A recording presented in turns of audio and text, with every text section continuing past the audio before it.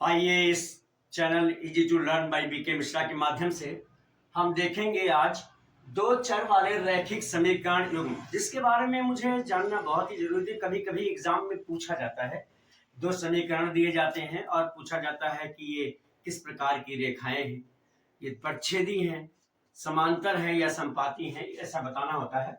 तो हम जैसा कि जानते हैं कि जब किसी भी समतल में, किसी भी प्लेन में अगर दो रेखाएं खींची जाएंगी तो वह या तो एक दूसरे को प्रतिच्छेद करेंगी या एक दूसरे के समांतर होंगी और या एक दूसरे के संपाती होंगी। एक के ऊपर दूसरी हो जाएगी, ये संपाती होंगी। ये तीन कंडीशन होती है, या तो प्रतिच्छेद करती है, दो रेखाएं खींचेंगे तो प्रतिच्छेद करेंगी, या समांतर होंगी और या ओवरलैप कर जाएंगी, संपाती हो जाएंगी। बस इतना ही होता है और इसे जानना बहुत जरूरी होता है। अब हमें ये भी कैसे हम जाने, हमारे पास दो समीकरण होते हैं। पहला होता है a1x plus b1y plus c1 equal to 0। दूसरा होता है a2x plus b2y plus c2 equal to 0। ये अपने पास दो समीकरण हैं और इनसे हमें देखना होता है कि रेखाएं प्रतिच्छेदी हैं, समांतर हैं या संपाती हैं, और उसी के आधार पर हमें हल भी करना होता है। तो सबसे पहले आइए हम देखते हैं कि हमें कैसे पता चले कि ये रेखाएं किस प्रकार की हैं। तो सबसे नंबर 1 पर हम देखते हैं, अगर जैसा कि ये मेरा चित्र है, एक ये दो और ये तीसरा मैंने बनाया है। आप कहीं भी क्रम बदल सकते हैं, कोई इसके लिए दिक्कत नहीं है, जैसा भी चाहें कर सकते हैं। बट इतना जानेंगे, हाँ कभी कभी ये चर्चा हो सकती है कि मान लो रेखाएं ऐसी हों तो हम इनको जब आगे बढ़ाएंगे तो ये कहीं ना कहीं एक दूसरे को कट करेंगी। इसलिए कहा गया है कि दो रेखाएं प्लेन में या तो किसी को प्रतिच्छेद करेंगी या समांतर होंगी या एक दूसरे के ऊपर होंगी, संपाती होंगी।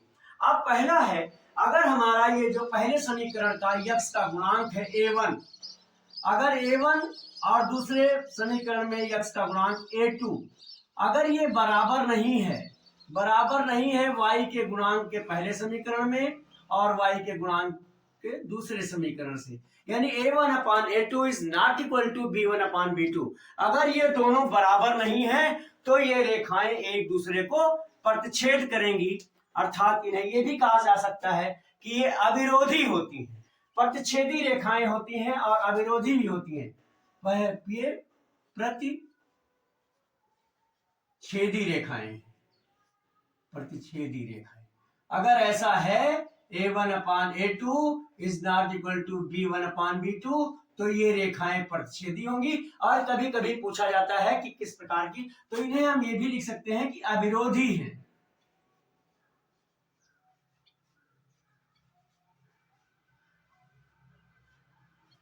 अब हम इसी प्रकार से हम फिर देखते हैं, और अगर ये प्रतिच्छेदी हैं या अविरोधी हैं तो इसका एक अद्वितीय हल होगा। अगर ये कंडीशन होगी तो इसका एक अद्वितीय हल होगा, इसका एक अद्वितीय हल होगा।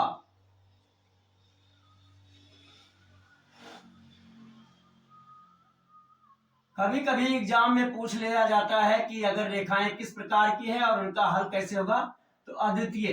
अगर रेखाएं प्रतिच्छेदी हैं, अविरोधी हैं तो इसका एक अद्वितीय हल होगा। अब दूसरी कंडीशन में देखते हैं, दूसरी कंडीशन क्या है।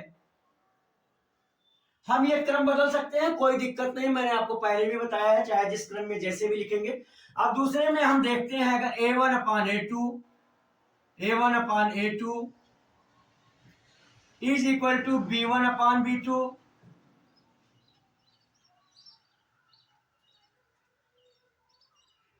Is not equal to c1 upon c2, is not equal to c1 upon c2, तो ये रेखाएं समांतर होंगी।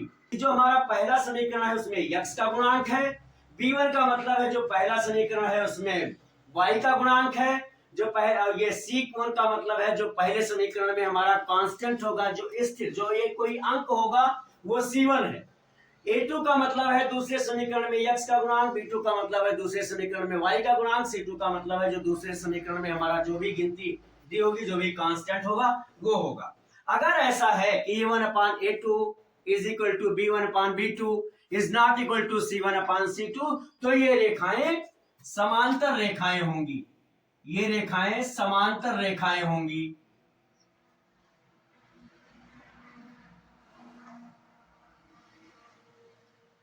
समांतर रेखाएं, और इसका समांतर रेखाएं होंगी, अर्थात इन्हें हम ये भी कह सकते हैं कि ये असंगत रेखाएं हैं, असंगत है। और जब ये समांतर है तो इनका कोई भी हल नहीं होगा, इनका कोई हल नहीं होगा। अब आइए हम तीसरी कंडीशन देख लेते हैं। हमने आपसे पहले बताया है कि ये क्रम आगे पीछे कोई भी हो सकता है, बस हमें समझने की जरूरत है कि कैसा होगा तो हम क्या करेंगे। तीसरा हम देखते हैं तीसरी कंडीशन में कि यदि A1/A2 is equal to B1/B2 is equal to C1/C2, अगर ऐसा है कि पहले समीकरण का x का गुणांक बटे दूसरे समीकरण में x का गुणांक बराबर है, अगर पहले समीकरण के y के गुणांक बटे दूसरे समीकरण के y के गुणांक, और बराबर जो हमारा स्थिरांक होगा, जो गिनती दी होगी पहले समीकरण में बटे दूसरे समीकरण के, अगर ये सब कुछ बराबर है सभी में, A1/A2 is equal to B1/B2 is equal to C1/C2, तो ये रेखाएं संपाती होंगी। ये रेखाएं कैसी होंगी? संपाती होंगी, संपाती रेखाएं हैं। और अगर संपाती हैं तो इसे हम ये भी कह सकते हैं कि ये रेखाएं संगत, आश्रित कहा जाए या संगत कहा जाए, आश्रित, ये आश्रित रेखाएं भी हैं या संगत रेखाएं, संगत भी कहा जाता है। और अगर ऐसा है तो इसका अनेक हल होगा, इनका अनेक हल होगा।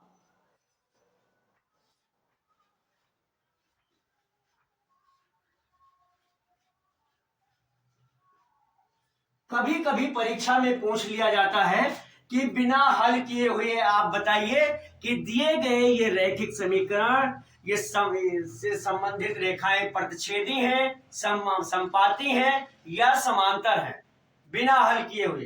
तो हमारे पास यही फार्मूला है, A1/A2 यानी पहले समीकरण में x का गुणांक बटे दूसरे समीकरण में x का गुणांक, अगर बराबर नहीं है पहले समीकरण के y के गुणांक बटे दूसरे समीकरण के y के गुणांक के, तो ये रेखाएं प्रतिच्छेदी होंगी और इनका एक अद्वितीय हल होगा। और अगर A1/A2 is equal to B1/B2 is not equal to C1/C2, तो ये रेखाएं समांतर रेखाएं होंगी, अविरोधी होंगी, अर्थात इनका कोई हल नहीं होगा। और तीसरा है, अगर A1/A2 is equal to B1/B2 is equal to C1/C2, अगर ये सारे बराबर हैं तो ये रेखाएं संपाती हैं, अर्थात इनका अनेक हल होगा।